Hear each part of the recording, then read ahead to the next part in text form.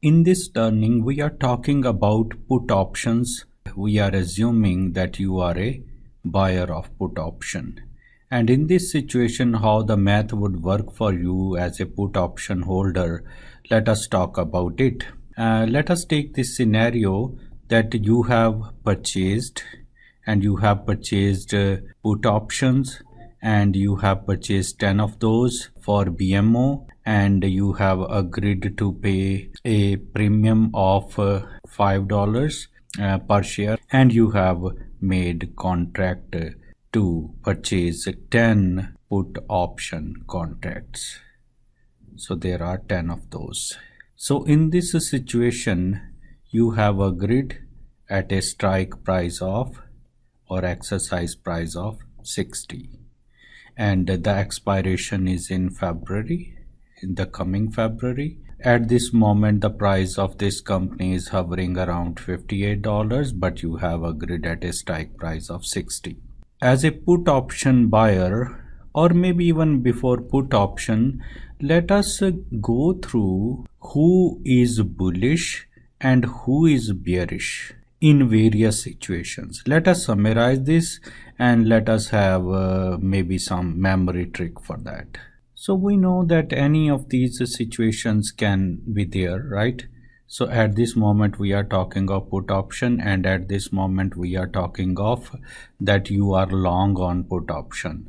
So long means you are holder of the put option, or we can also say that you have purchased put options. You are buying put option. So in this situation, you are bearish. So your outlook about this share is actually bearish outlook.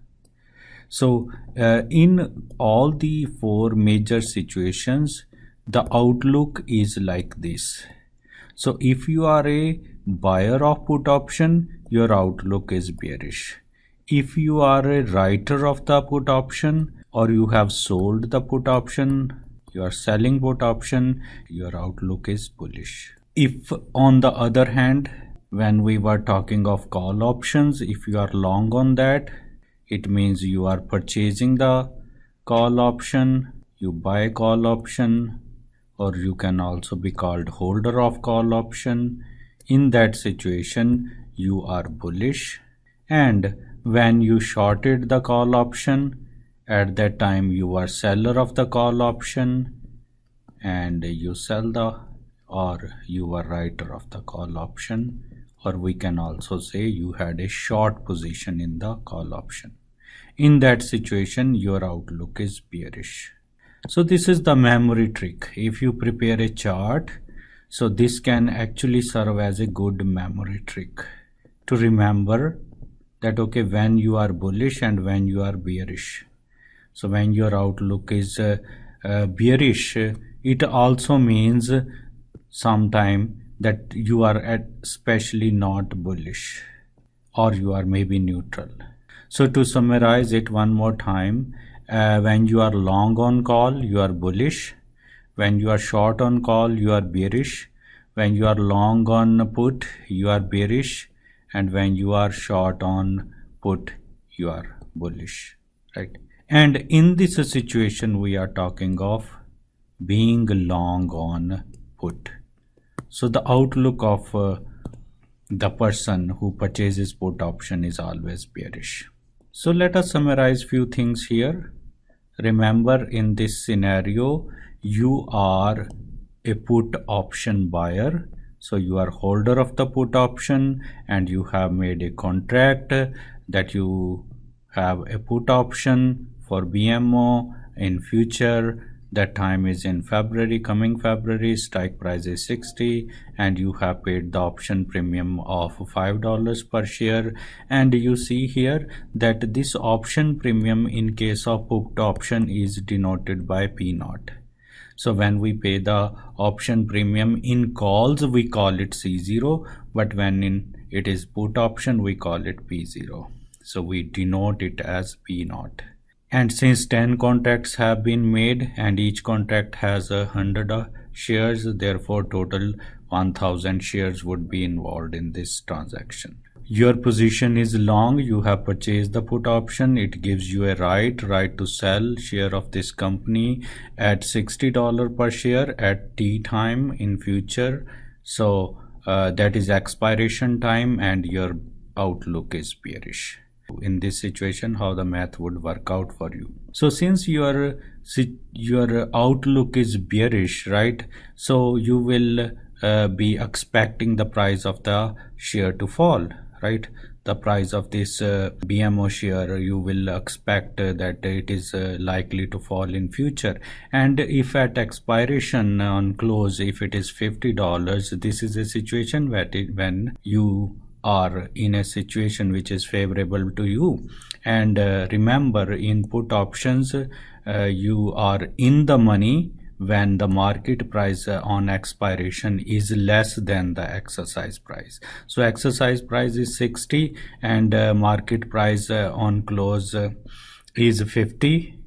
So you will exercise the put option. Yes, you will sell at 60. Why you will sell at 60? Because you have right to sell at 60, right?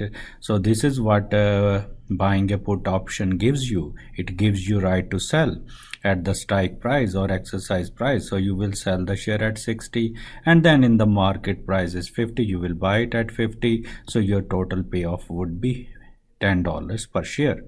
But remember, you have paid the option premium to the writer initially at the time of making contract, and it was P0 and it was $5 per share. So your net profit is $5 per share. From payoff, you have to deduct the premium that you paid. So this premium is deducted.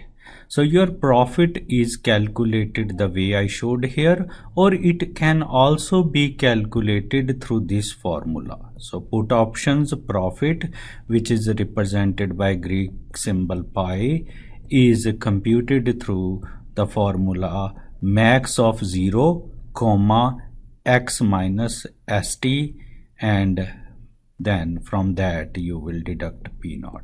So either way, your profit comes out to be $5 per share in this situation when on expiration the market price is 50. So either you can calculate it through formula, the profit I mean, or the way I showed it. So this is that formula. But if on the other side, since your outlook was bearish, and on the other side the situation goes against you, and when it will go against you, you were bearish but the price started increasing, and on expiration it was $62 per share. So when the market price on expiration is greater than the exercise price or the strike price, then the option is said to be out of the money. So put option is said to be out of the money when the strike price is less than the market price, or we can say market price is greater than the strike price. So in this case, you won't exercise the option, right? And there is no fun of selling it at 60, right, when you can sell in the market at 62, right? So in that case, the put option writer would walk away with the option premium that you had initially paid to the put option writer. So your loss is maximum loss of $5 per share, the option premium that you initially paid to the put option writer. So, and since 1000 shares were involved, 10 contracts of 100 shares each, so you have a total loss of $5,000. So this loss can be calculated the way I showed here, or it can also be calculated through this formula. Either way, the loss comes out to be $5 per share, and since 1000 shares were involved, so total loss would be $5,000 in this case.